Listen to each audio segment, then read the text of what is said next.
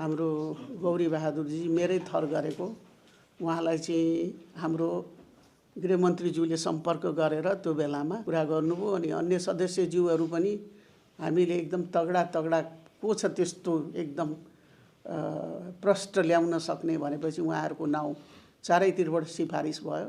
हामीले उहाँहरूलाई राख्यौँ, त्यो अभिभारा जिम्मा लगायौँ। अभिभारा जिम्मा लगाएपछि उहाँहरूले अध्ययन सुरु गर्नुभयो। एउटा समय दिएको थियो, त्यो समयमा चाहिँ त स्रोत साधन इत्यादि क्षमता सबै कुरोले पुग्नु पर्दो रहेछ भने जस्तो पनि हुँदो रहेनछ। केही मिति तिथि बढाउँदै लान पनि पर्यो। र आज निर्वाचनपछि त्यसको 1-2 दिनपछि चाहिँ आज यो प्रतिवेदन प्रस्तुत भएको चाहिँ छ।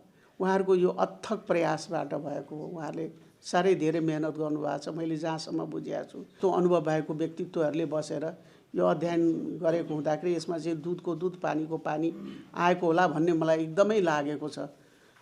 त्यो प्रश्न चाहिँ आएको होला। यसले ठुलो एउटा राष्ट्रलाई ठुलो मद्दत गर्छ। हामीले यसको परिणाम पायौँ। परिणाम पाएपछि अब यसको कार्यान्वयनमा त अब हामी त्यो समयसम्म हामी त रहँदैनौँ, किनभने हामीले अब तुरुन्तै नयाँ सरकारलाई हस्तान्तरण गरेर जानुपर्ने अवस्था भएको हुनाले पछि सरकारले कार्यान्वयनको लागि त्यसको अध्ययन गरेर कार्यान्वयन गर्नेछ भन्ने मलाई चाहिँ विश्वास छ।